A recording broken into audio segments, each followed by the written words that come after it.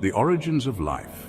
This question has always preoccupied man, both for himself and for the living things around him. It will be examined here from a general point of view. The case of man, whose appearance on earth and reproduction processes are the subject of lengthy exposés, will be dealt briefly here. When the Qur'an describes the origins of life on a very broad basis, it is extremely concise. It does so in a verse that also mentions the process of the formation of the universe, already quoted and commented on, Surah 21 verse 30.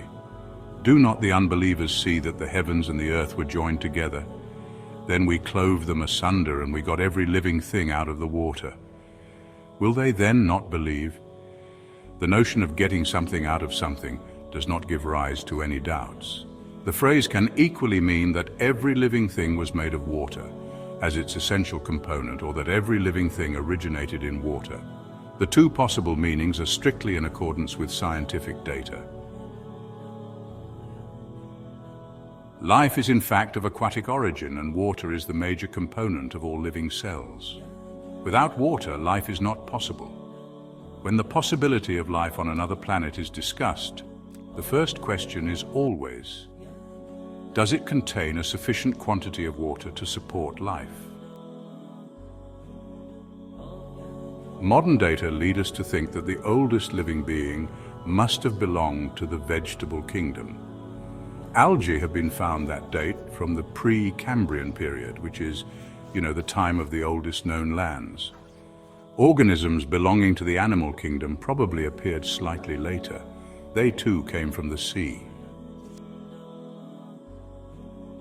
What has been translated here by water is the word ma, which means both water in the sky and water in the sea, plus any kind of liquid. In the first meaning, water is the element necessary to all vegetable life.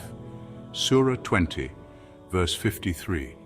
God is the one who sent water down from the sky, and thereby we brought forth pairs of plants, each separate from the other. This is the first reference to the notion of a pair in the vegetable kingdom. We shall return to this later.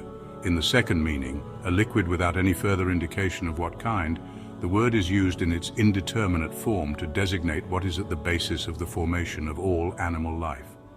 Surah 24, verse 45. God created every animal from water. We shall see further on how this word may also be applied to seminal fluid. Whether it deals therefore with the origins of life in general, or the element that gives birth to plants in the soil, or the seed of animals, all the statements contained in the Qur'an on the origin of life are strictly in accordance with modern scientific data.